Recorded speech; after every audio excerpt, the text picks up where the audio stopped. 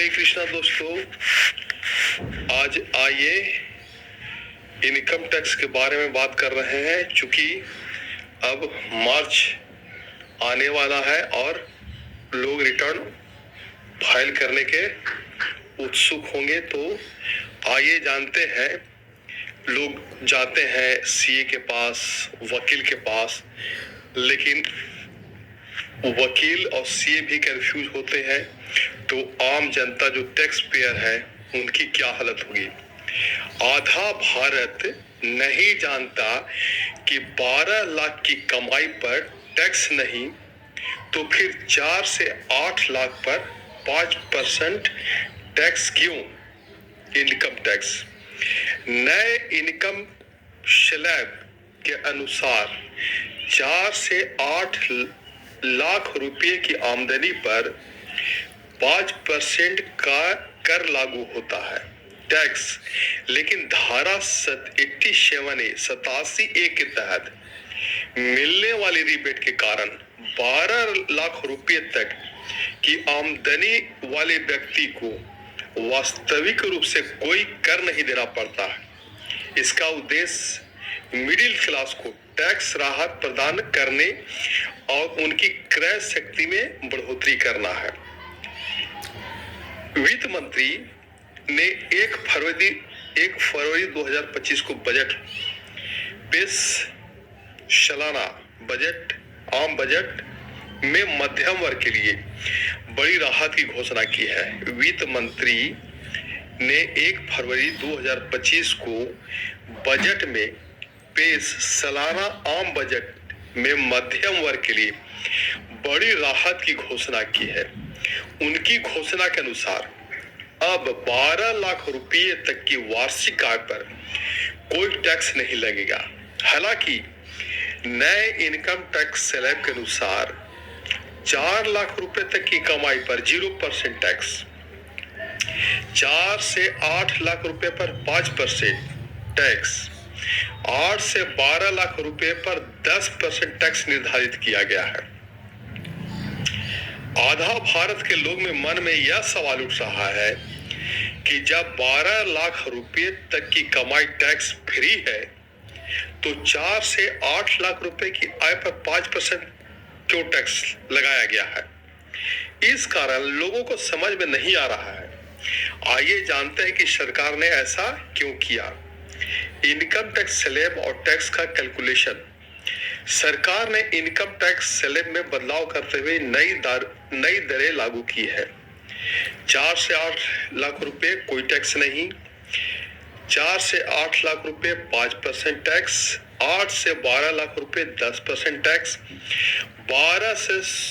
8 से 12 लाख रुपए 10% टैक्स, 12 से 16 लाख रुपए 15% टैक्स, 16 से 20 लाख रुपए 20% टैक्स, 20 से 24 लाख रुपए 25% टैक्स, 24 लाख रुपए से अधिक 30% कर।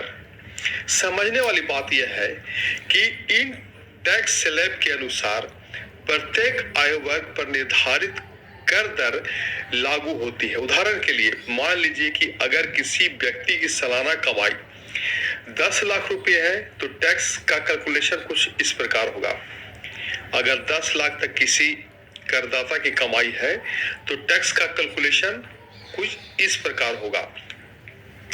0 से 4 लाख रुपए, 0 से 4 लाख रुपए कोई टैक्स नहीं, 4 से 8 लाख रुपए, 4 लाख रुपए पर 5% यानी कि 20,000 रुपए, 8 से 12 लाख रुपए यानी कि 2 लाख पर 10% टैक्स यानी कि 20,000 रुपए। कुल दे कितना होगा? 20,000 प्लस 20,000 40,000 रुपए।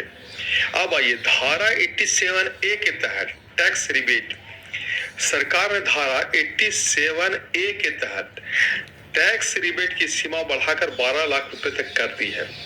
इसका मतलब है कि अगर आपकी कुल कमाई 12 लाख रुपए या उससे कम है, तो आपके द्वारा देय कर राशि पर अधिकतम 60,000 रुपए तक की छूट मिलेगी। इस प्रकार 12 लाख रुपए तक की कमाई पर टैक्स की जो भी राशि बनती है, वह पूरी तरह से रिबेट के माध्यम से समाप्त हो जाती है, जिससे आपको कोई कर नहीं देना पड़ता। 0 से 4 लाख के बाद अतिरिक्त 4 लाख की आमदनी टैक्स फ्री।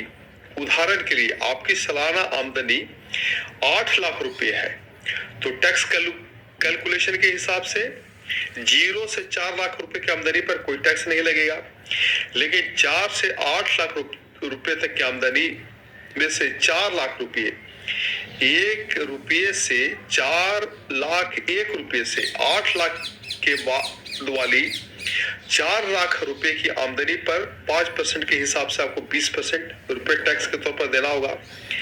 लेकिन इनकम टैक्स की धारा 87 के अनुसार आपको 20,000 रुपए की टैक्स रिबेट भी मिल जाता है।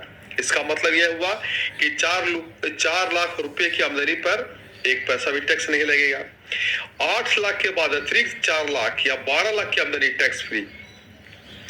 उदाहरण के लिए जान लीजिए कि 4 लाख रुपए की सालाना आमदनी की कोई टैक्स नहीं लगता है, जबकि 4 से 8 लाख रुपए के बाद 4 लाख रुपए पर 5% के हिसाब से 20,000 रुपए और 8 से 12 लाख रुपए के बीच 4 लाख रुपए पर 10% के हिसाब से 40,000 रुपए टैक्स देना होगा। यानी कि कुल मिलाकर आपको 20,000 प्लस 40,000 60,000 रुपए टैक्स देना चाहिए। लेकिन नहीं, इनकम टैक्स की धारा 87A के तहत 60,000 रुपए की टैक्स रिबेट मिलने के बाद कुल देने वाला टैक्स 60,000 माइनस 60,000 यानी 0 रुपए हो जाएगा।